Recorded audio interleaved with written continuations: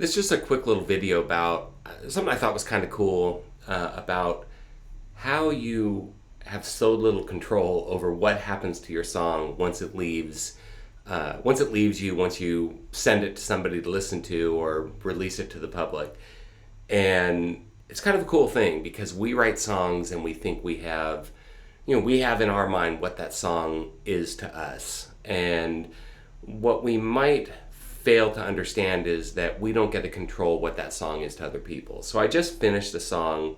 I'm going to play the first kind of couple stanzas of the song into the chorus. I did it in my live stream a couple days ago. But this is what was cool about it is I wrote this song, and it's a song that I really like the feel of it.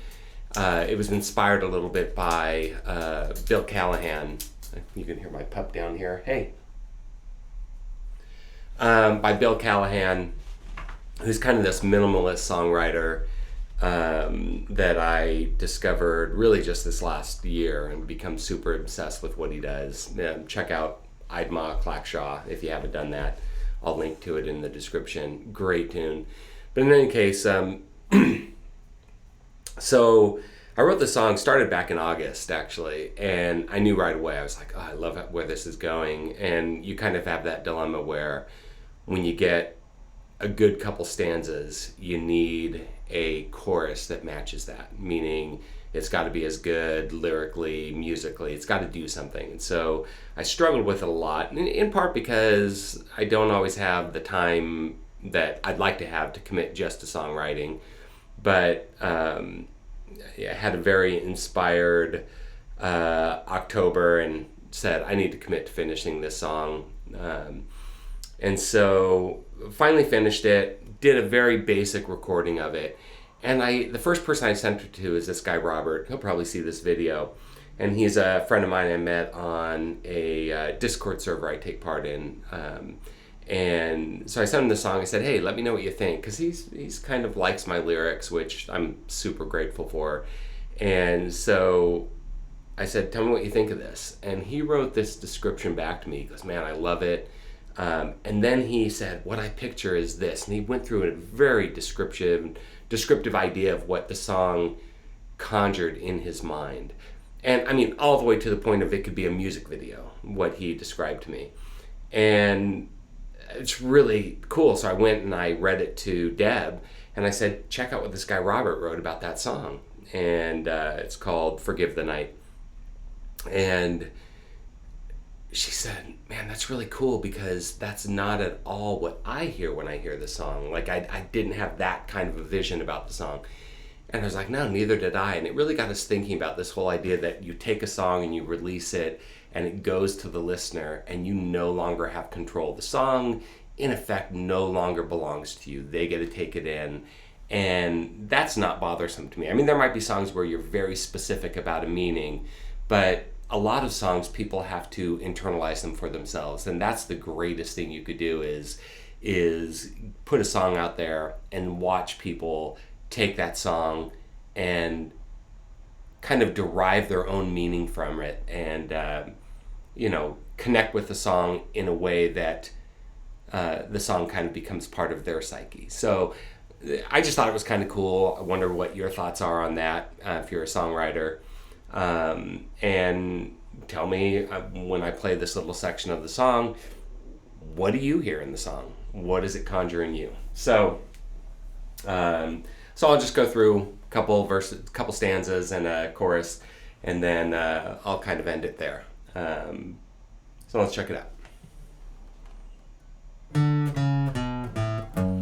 Baby, I got nothing here for you.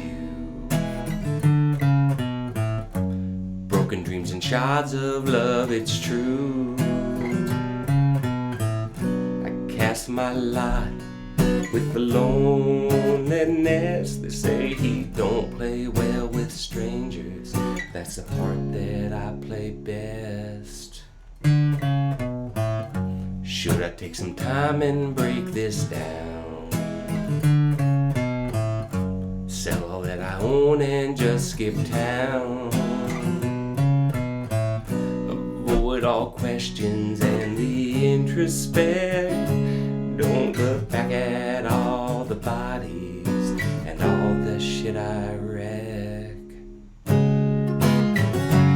Forgive the night for what it's done to me. Dark dreams and indiscretions, the visions that I see.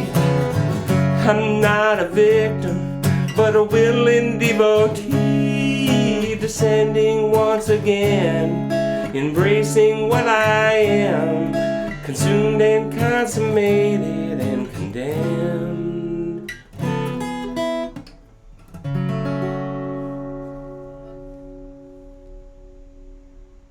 So tell me what you think. Hopefully I'll have an acoustic recording of that in a place that I can put it out there on my substack and let people listen to the full thing, and I'll post all the lyrics. But that's called Forgive the Night. But tell me what your thoughts are on what happens to your songs when they leave your hands and go out to the public. I thought it was kind of cool just to get this really evocative description of what it meant to somebody else. That's the way my song was connecting, and I find that pretty cool. Thanks. Oh, I'm live streaming tomorrow, and look for more on the channel. I have some things to announce after the weekend. So, once again, thanks for tuning in. See ya. And all the shit I wreck. Forgive the night for what it's done to me.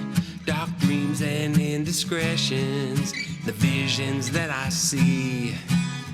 I'm not a victim, but a willing devotee, descending once again, embracing what I am, consumed and consummated and condemned.